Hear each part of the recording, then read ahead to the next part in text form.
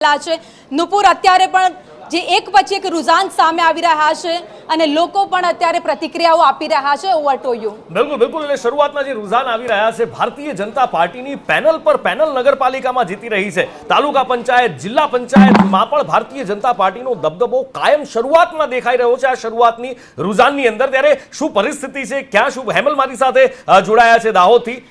હેમલ, આપની પાસેથી જાણવા માંગીશું જે અત્યારે બીજા બધા રુઝાન આવી રહ્યા છે, ભારતીય જનતા પાર્ટીનો દબદબો દેખાઈ રહ્યો છે અને દાહોદમાં શું પરિસ્થિતિ છે અત્યારે? તો દાહોદની અંદર પણ વહેલી સવારે 9 વાગ્યાથી જ મતગણતરી જે છે શરૂ કરી દેવામાં આવી છે. દાહોદના અલગ અલગ 12 સેન્ટર પર મતગણતરી શરૂ કરવામાં આવી છે. ખાસ કરીને એક પછી એક પરિણામો પણ આવી રહ્યા છે. ખાસ તો ફતેપુરા તાલુકામાં ભાજપે પણ તેનું ખાતું ખોલ્યું છે. ફતેપુરા તાલુકાની જે 12 સલેડા બેઠક છે તાલુકા પંચાયતની, તેની અંદર ભાજપના ઉમેદવાર છે તેની જીત થઈ છે. ત્યારે ખાસ કરીને શરૂઆત જ ભાજપે ફતેપુરા તાલુકામાંથી કરવામાં આવી છે. દાહોદ નગરપાલિકાની જે બેઠક છે તેનું પણ પરિણામ હાલ ટૂંક જ સમયની અંદર આવી રહ્યું છે અને જિલ્લાના અલગ અલગ જે સેન્ટરો છે ત્યાં પણ અત્યારે મતગણતરી શરૂ કરી દેવામાં આવી છે. જીનુપુર, મહત્વના સમાચાર અત્યારે સામે આવી રહ્યા છે. પાલનપુર નગરપાલિકામાં 8 બેઠક ઉપર ભાજપની જીત થઈ ગઈ છે, એટલે કે સૌથી મોટી જીત અત્યારે પાલનપુરમાં પણ જોવા મળી રહી છે. કુલ 44 બેઠક નગરપાલિકાની પાલનપુરમાં, જેમાં ભાજપના ફાળે 8 બેઠક ગઈ છે. પાલનપુર નગરપાલિકા જે અત્યારે 44 બેઠકમાંથી 8 બેઠકના રુઝાન આવી ગયા છે, જેમાં ભાજપના ફાળે જાય છે.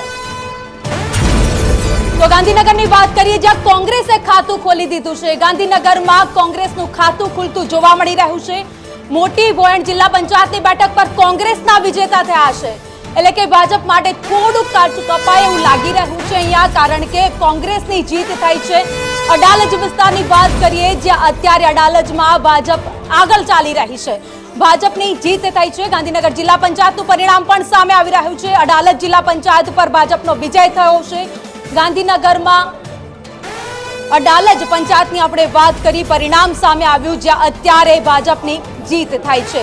એટલે કે અમદાવાદ અને ગાંધીનગરના જે રુઝાન અત્યાર સુધીમાં સામે આવી રહ્યા છે એમાં ભાજપ આગળ ચાલી રહી છે, પરંતુ ગાંધીનગરમાં કોંગ્રેસ એક બેઠક પર આગળ ચાલતી સામે આવી છે.